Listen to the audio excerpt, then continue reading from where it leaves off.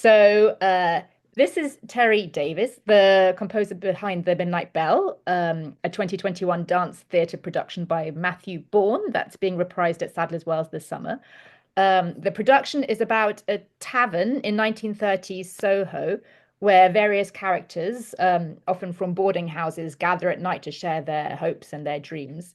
And as a result, it delves into issues of love and loss and the realities of life in a working class environment. So Terry has written all the music for the production, and I'd like to ask Terry, how would you describe the musical style?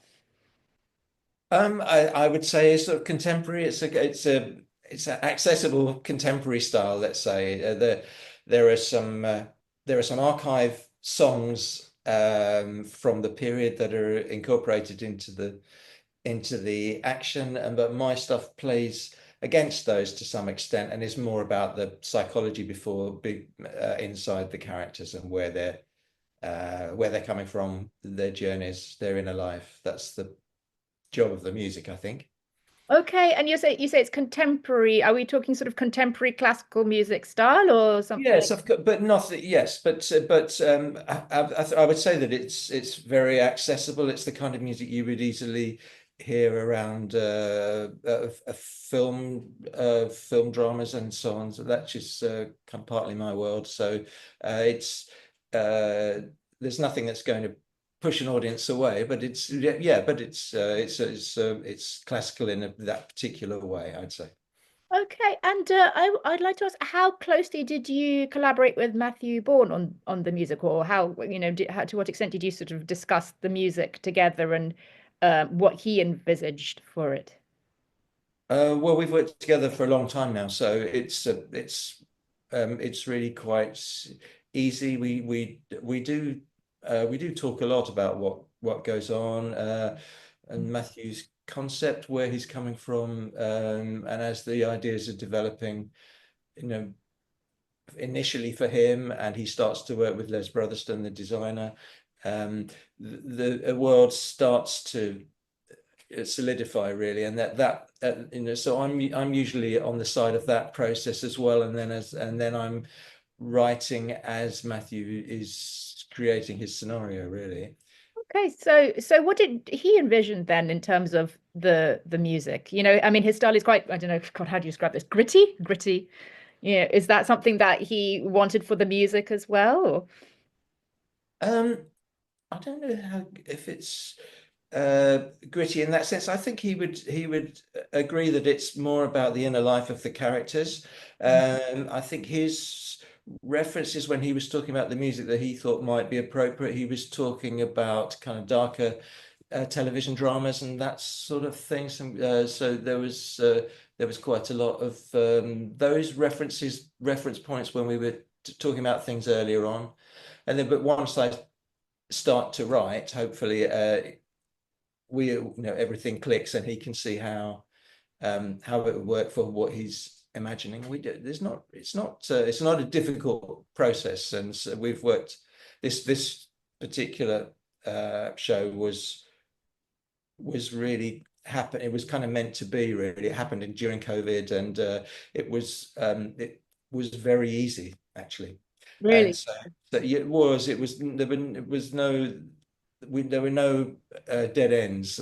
I found we always were moving in the same direction, um, and it feels to me complete. And I like the juxtaposition of the contemporary songs of the time. I think that works well. So there are quite a few songs from, say, the 1930s, isn't it? Yes, there are, and they're incorporated into the piece. They have a different, obviously a different character. They have a different sound and a certain authenticity that I think is very useful against as we're looking back at that time, and the the somewhat troubled nature of some of the characters in the story, and others that are more joyous. Well, I mean, I was going to ask, maybe this is a related question. To what extent does this, or working on the music of this production, differ from some of your previous projects? Um, The process is not dissimilar, but the Mhm. music is very different, I would say. I personally like every show, everything I do. It's kind of keeps my mind fresh if I don't try to repeat myself or do things or to do something that was really different from what we did last time. And with Matthews, I think I've done I don't know, seven scores maybe for Matthew, I think. And uh, they, I would hope they all have their own different flavor. And I choose, that's a choice on my part, really. So I'm not repeating myself. Every show has its own sonic character from my point of view. A different flavor in terms of the time you're trying to evoke, or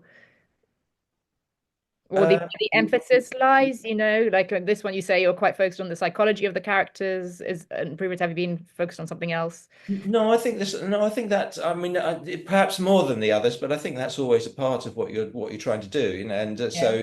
um, but the cohesion is in the sound, the kind of imagination of the sound world. Partly that's choice of instruments in my case, and how I use those. What's affordable. The complications of COVID were consideration in a particular way of just relatively small lineup, for example. But Mhm. um, but that all informs the sound and guides me to what it's going to sound like. I get the feeling you're very much trying to evoke an era. I think so. I think so, absolutely. And a kind of mindset around this pub. But no, there's all of life is in this pub where the action is centered. Mm. And uh, although the characters within it are all very different in their own ways, but they all around the booze and the goings on in the pub and the background of Patrick Hamilton and so on. It has a particular kind of smoky character, perhaps. Smoky. Yeah, I think so. I hope so. There's a smokiness to it. I guess to that whole world, there's a sort of smokiness to it. It's like darkness to it. Yes, yes. There are some dark undercurrents to some of the characters, certainly, and others are kind of much more fun and out there. It's a little world of its own. Yeah. I wonder if I can ask a bit about your background. How did you go into writing music for the theatre and tell me a little bit about your route into this world?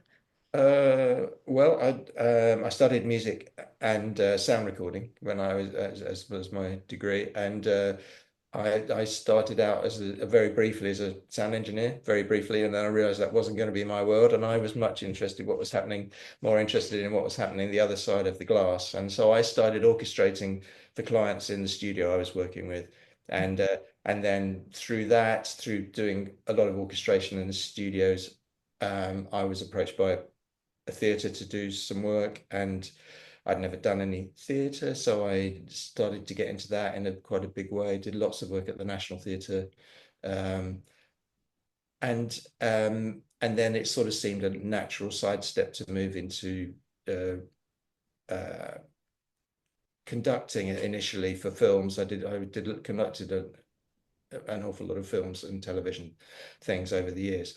And I was already a composer, so I was sort of mixing those two things. So it's sort of been a somewhat haphazard, unplanned journey, but it's been yeah, it's more now it's more composing and conducting than anything else. I don't orchestrate that much. I don't do that much theatre anymore. I think which is not a choice actually. It's just that I think people start to think of you in a particular way. It happens all the time. I think you just think, oh, Terry's doing films, so now he doesn't no, he doesn't do theatre anymore. I would love it if somebody came along with a nice theatre project. I'd be out there. Well, here is one. This is one. Yeah, well, Matthews is, as you're going to say, Matthews is really the only theatre I've been doing for a while recently, and I've just done a ballet in Zurich. But that aside, it's I've not been doing any drama, and it's a shame actually. I loved it, and I love working with actors, and I had such a happy time at the National Theatre. Mm. It was Well, I mean, very.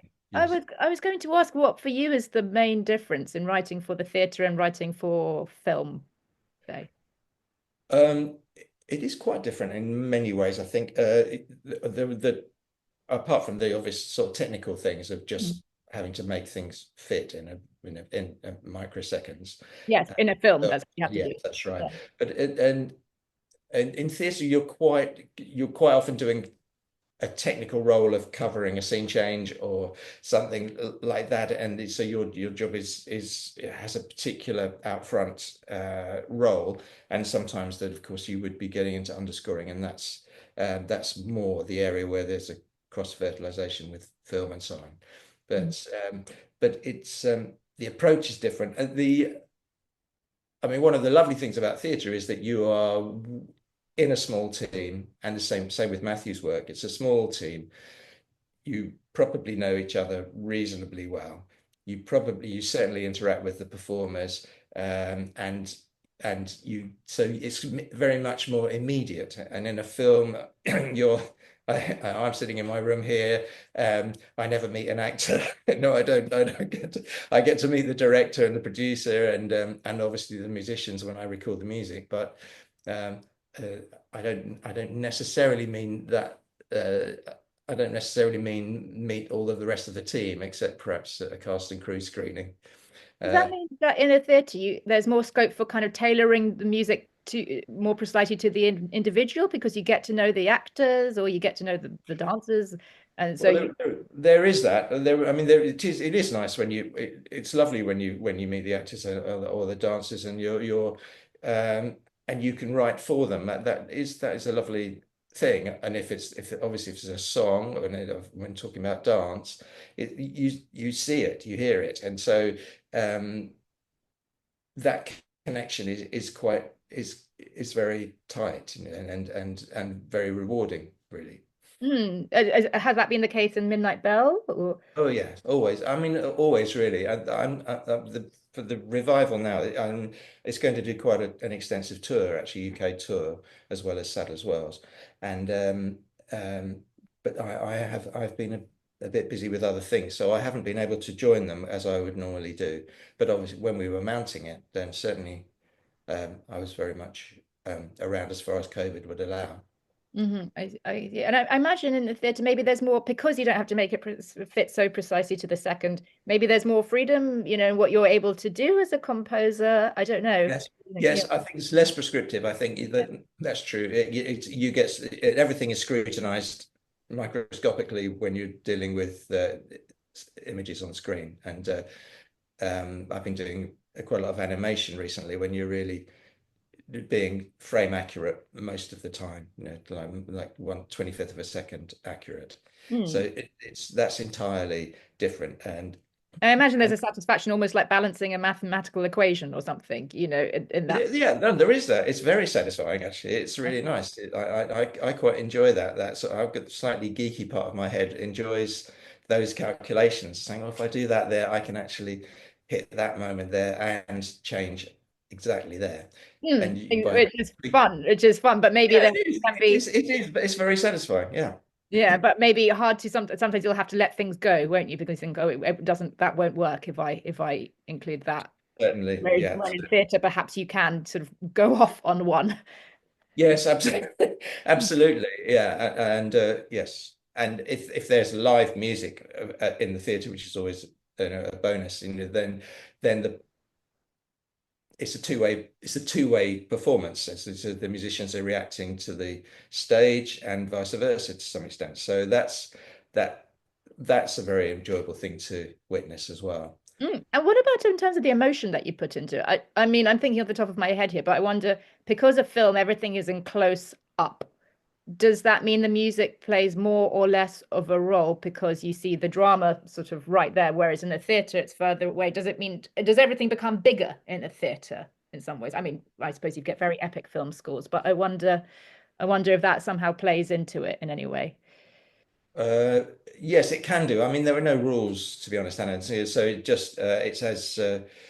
depends on what the project is to some extent, but more generally, you're not trying to in film, you're not trying to get in the way, or you're trying not to get in the way, I should say. Right.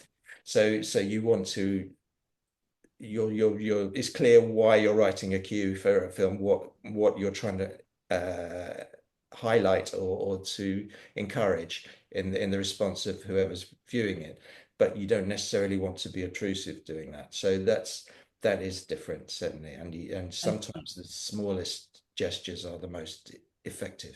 Where in theatre, can it, as a broad generalization, that is there more opportunity for broader brushstrokes somehow for? Yes, there can. Well, there can be. There can be, as you say, with film, you can. There's you can do that as well. But in theatre, perhaps more obviously, yes, Mm. and clearly in dance more than anywhere.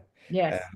Um, um, but yeah, I mean, in the theatre, for example, if you're literally doing a scene change, you are what is happening. Yes.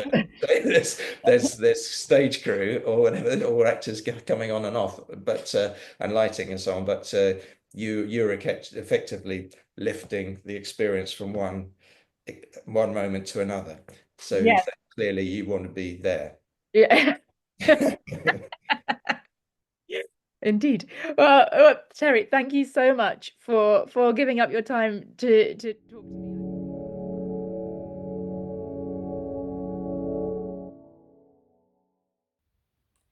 Hi everyone, thanks for watching. If you'd like to see more of the same, then feel free to hit subscribe on our channel, or for more similar coverage, visit our website at www.thecuspmagazine.com. Thanks, and I'll see you another time.